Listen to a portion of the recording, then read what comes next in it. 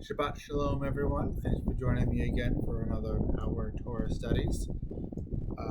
Today we're gonna do what we usually do. We're just take the news and put it aside, even if this week it's particularly more difficult than usual.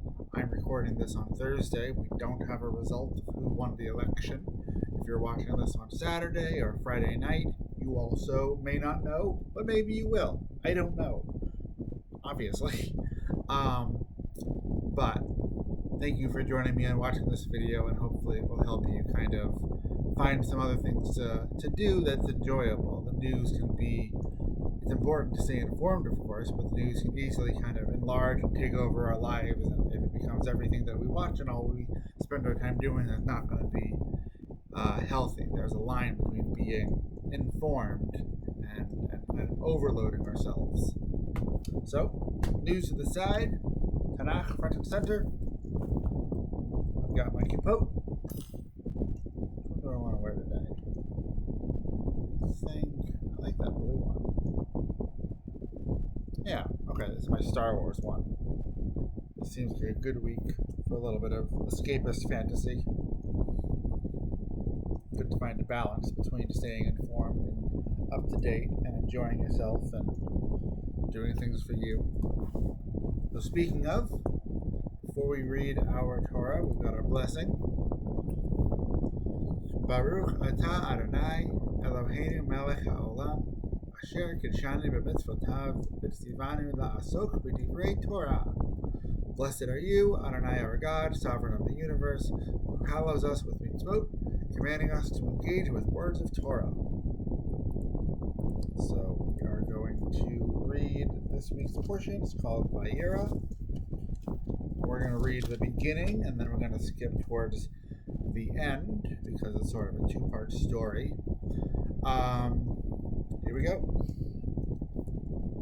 The Lord appeared to him, being Abraham, by the terebinths of Mamre. Oh, I'm stuck in my throat. He was sitting at the entrance of the tent as the day grew hot. Looking up, he saw three men standing near him. As he saw them, he ran from the entrance of the tent to greet them. Bowing to the ground, he said, "My lords, if it please you, do not go on past your servant.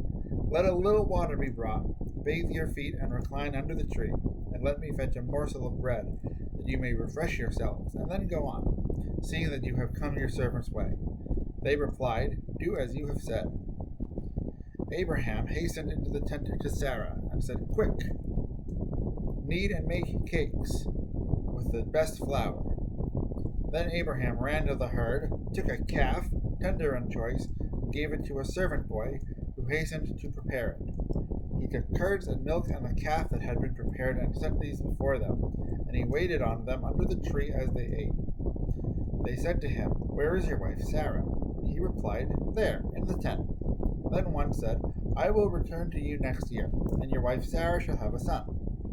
Sarah was listening at the entrance of the tent, which was behind him. Now Abraham and Sarah were old and advanced in years. Sarah laughed to herself, saying, "Now that I am withered, am I to have this enjoyment, with my husband being so old?" Then the Lord said to Abraham, "Why did Sarah laugh, saying, 'Shall I in truth bear a child, old as I am?' Is anything too wondrous for the Lord? I will return to you at the same season next year, and Sarah shall have a son." Sarah lied, saying, "I did not laugh," for she was frightened. But God replied, "You did laugh." Then we skip. The Lord took note of Sarah as God had promised, and the Lord did for Sarah as God had spoken. Sarah conceived and bore a son to Abraham in his old age, at the set time of which God had spoken. Abraham gave his newborn son, whom Sarah had borne him, the name of Isaac. And when his son Isaac was 8 days old, Abraham circumcised him as God had commanded him.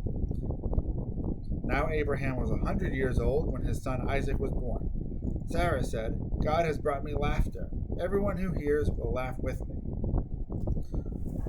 So, it's kind of a weird story about Sarah. Sarah hears God saying that she's going to give birth to a child, and Sarah points out, rightly, I'm real old, and women that old biologically can't really have kids. And God says, but I'm God. I can do whatever I would like. And then God asks Sarah why Sarah laughed, and she said that she didn't, which obviously is lying. But I mean, of course she lied.